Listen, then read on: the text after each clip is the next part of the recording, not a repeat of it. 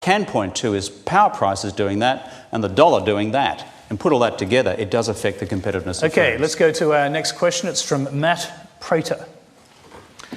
Hi, Prime Minister. I'm a pastor of a local church and work for a national Christian radio network. Most of the listeners and callers we've had in our radio station have been saying they won't be voting for you because they're disillusioned because you seem to keep chopping and changing your beliefs just to get a popular vote with regards to things like marriage. Why should we vote for you? Well, on the question of marriage equality, you're right. I took a position about, I think, 3, 4, 5 months ago, well before coming back to the Prime Ministership, because I concluded in my conscience, through an informed conscience and a Christian conscience, it was the right thing to do. And let me tell you why. Number one, I do not believe people when they are born choose their sexuality. They are gay if they are born gay. You don't decide at some later stage in life to be one thing or the other. It is how people are built. And therefore, the idea that this is somehow an abnormal condition is just wrong. I don't get that. I think that is just a completely ill-founded view.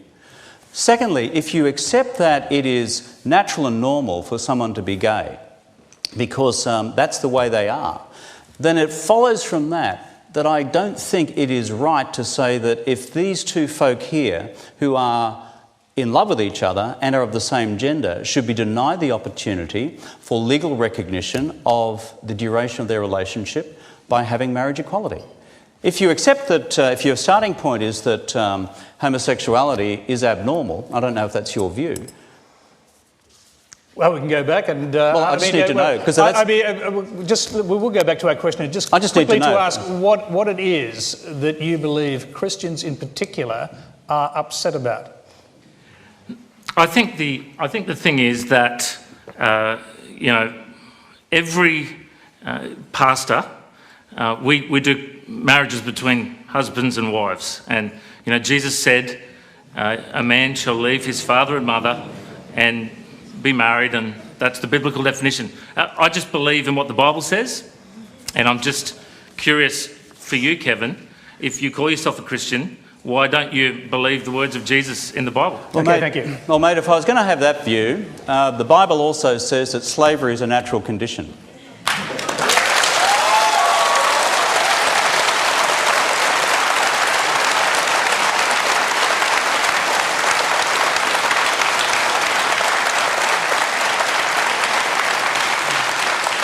Because St. Paul said in the New Testament, slaves, be obedient to your masters.